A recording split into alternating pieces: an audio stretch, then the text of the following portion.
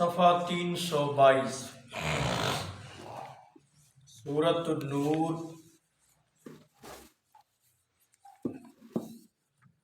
اور آیت نمبر 53۔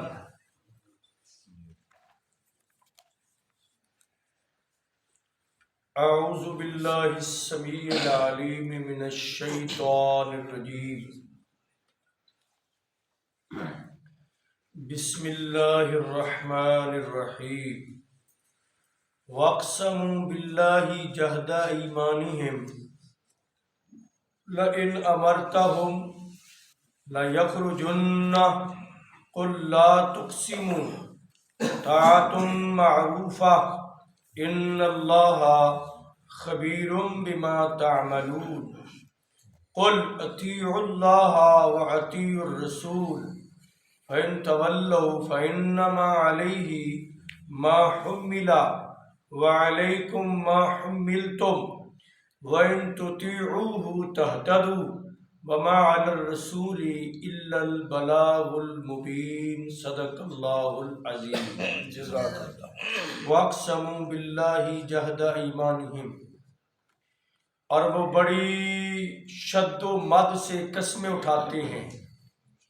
لئن امرتہم، اگر آپ انہیں آرڈر کریں، لا یخرجن، تو یہ ضرور نکل پڑیں گے جہاد کے لیے۔ قل لا تقسموا، فرما دیجئے تم قسمیں مت اٹھاؤ۔ طاعۃ معروفہ، اطاعت تو ایک پہچانی ہوئی چیز ہے، پہچانی جانے والی چیز ہے۔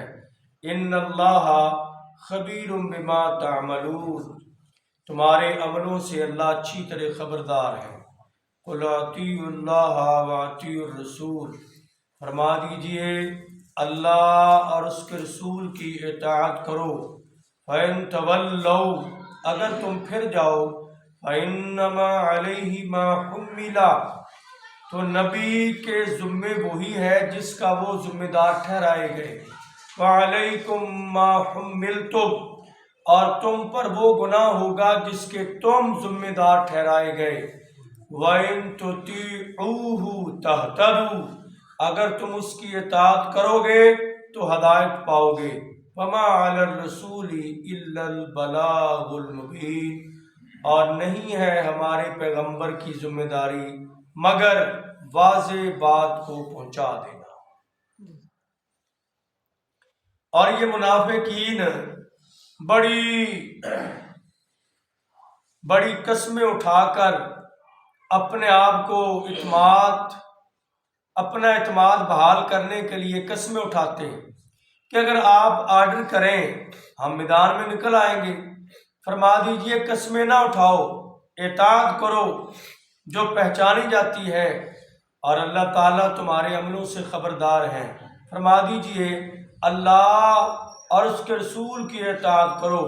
اگر تم اس سے منہ پھیر لو پھر تمہیں سمجھ لینا چاہیے کہ نبی اسی چیز کا پابند ہے جس کی ذمہ داری دی گئی، اور تمہارے اوپر تمہاری ذمہ داری کا بوجھ ہوگا۔ اگر تم اس کی اطاعت کرو تو ہدایت پا جاؤ گے، اور ہمارے رسول کی ذمہ داری فقط بات کو کھول کر پہنچا دینا ہے۔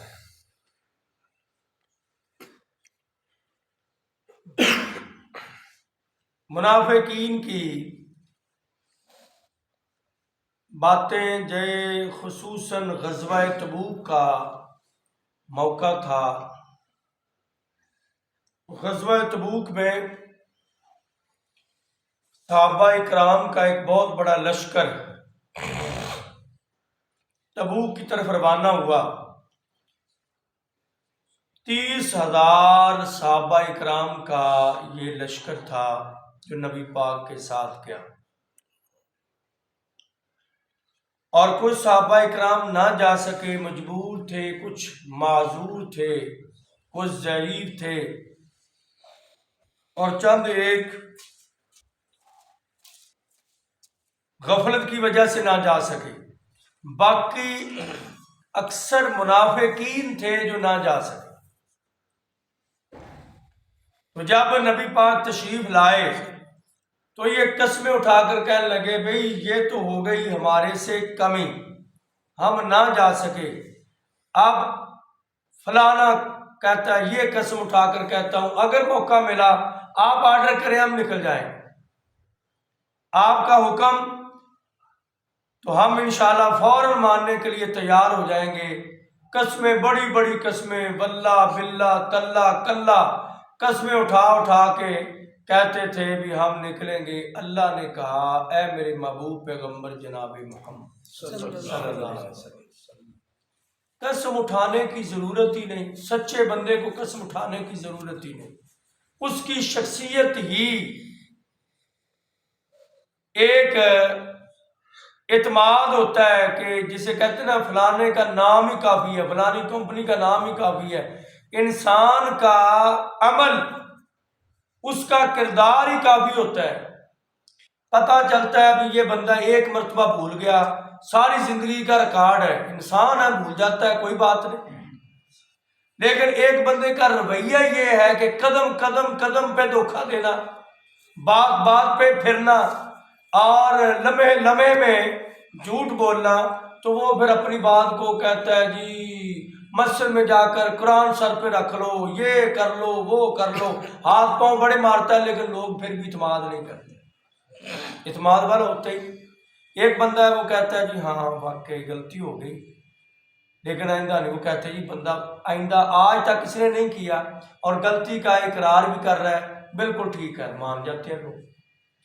یہی منافقین کا رویہ تھا کہ جب انہوں نے قسمیں اٹھائی نا، اللہ نے کہہ دیا قل لا تقسموا، اے میرے نبی صلی اللہ علیہ وسلم کو کہو قسمیں نہ اٹھاؤ، قسمیں اٹھانے کی ضرورت نہیں، کردار پیش کرو۔ نبی اکرم صلی اللہ علیہ وسلم نے مکے والوں سے کہا تھا اے مکے والوں 40 سال میں نے تمہارے اندر گزارے ہیں، 40 دن گزارے ہوں تو بندہ کہہ دے کہ 40 دن کا ریکارڈ میرا چیک کر لو، کوئی بندہ کہہ سکتا ہے؟ 40 دن کا ریکارڈ پیش کروانا مشکل ہو جاتا ہے، تو نبی پاک نے 40 سال کا ریکارڈ ہے میرا، میرے متعلق کوئی میں نے کسی کی چوری کی ہو، کسی کے ساتھ دیاتی کی ہو، بددیانتی کی ہو، جھوٹ بولا ہو، وعدے کی خلاف ورزی کی ہو، اونچ نیچ، کبھی جھگڑا، کبھی گالی گلوچ، کوئی ایسا معاملہ جو میرے متعلق تمہیں لوز پوائنٹ ملے تو پیش کر دو۔ سب نے کہا آپ تو صادق ہیں، آپ تو امین ہیں۔ تو نبی پاک صادق تھے، آپ امین تھے، اور جس نبی کا کلمہ پڑھنے والے جو صحابہ کرام تھے انہوں نے جس چشمے سے فیض پایا وہ بھی اتنے سچے بنے، اتنے سچے بنے، اللہ نے ان کا لقب صدیق رکھوا دیا، کسی کا لقب فاروق رکھوا دیا، کسی کو ذوالنورین اور سخی بنا دیا، کوئی بہت بڑا بہادر اور حیدر کرار بنے جناب علی المرتضیٰ، کسی کو کہا کہ ابو عبیدہ ابن جراح امین و ہادہ الامہ، اس امت کا امانت دار ترین شخص ہے ابو عبیدہ ابن جراح۔ تو لوگوں نے صحابہ اکرام کی امانت داری دیکھی اور دیکھ کر کہنے لگے کہ جب یہ اتنے امانت دار ہیں ان کا نبی کتنا امانت دار ہے۔ تو یہ منافق برے اور گندے کردار کی وجہ سے نبی کے متعلق باتیں کروانا چاہتے ہیں۔ فرمایا قسمیں نہ اٹھاؤ، اللہ کو سارا پتہ ہے تمہاری کرتوتوں کا، تمہارے اعمال کا، تمہارے قول و فعل کے تضاد کا، اگر کرنا ہے اطیعوا اللہ و اطیعوا الرسول، اگر کرنی ہے بات تو اللہ اور اس کے رسول کی اطاعت کرو۔ اطاعت کا معنی یہ نہیں کہ جو مرضی میں آئی بات وہ مان لی، جو ذات کے مفاد میں نہ ہوئی، جو اپنے مفاد میں نہیں ہے اس کو چھوڑ دیا، ایسی اطاعت نہیں، بلکہ ہر بات کو مانا اور اس کو اپنایا۔ فَإِن تَوَلَّوْا فَإِنَّمَا عَلَيْهِ مَا حُمِّلَ، اچھا اللہ نے کہا اگر اطاعت نہیں کرو گے میرے نبی کی تو میرے نبی کا نقصان نہیں ہے، نقصان تمہارا اپنا ہے۔ جناب عبداللہ ابن رواحہ رضی اللہ تعالی عنہ ایک لشکر بھیجا نبی صلی اللہ علیہ وسلم نے، ان میں عبداللہ ابن رواحہ کو بھی کہا آپ نے بھی جانا ہے۔ تو لشکر کو بھیجا جمعرات کو۔ جمعرات یا جمعے والے دن صبح صبح لشکر روانہ ہو گیا۔ جب آپ جمعہ ارشاد اور آپ نہیں گئے، وہ چند صحابہ کا لشکر تھا، تو آپ جب جمعے کے لیے جلوہ افروز ہوئے ممبر پر جمعہ پڑھا رہے تھے تو آپ کی نظر پڑی، آپ نے کہا عبداللہ ابن رواحہ تو وہ بیٹھا ہے، میں نے اسے کہا تھا کہ تو نے جانا لشکر میں۔ آپ نے پاس بلایا اور کہا کہ عبداللہ ابن رواحہ کیوں نہیں گئے؟ کہنے لگے جی میں تو جانا تھا، میں نے کہا شاید اسی میدان میں شہادت مل جائے تو کیوں نہ ہوں میں آپ کے پیچھے آخری جمعہ پڑھ لوں۔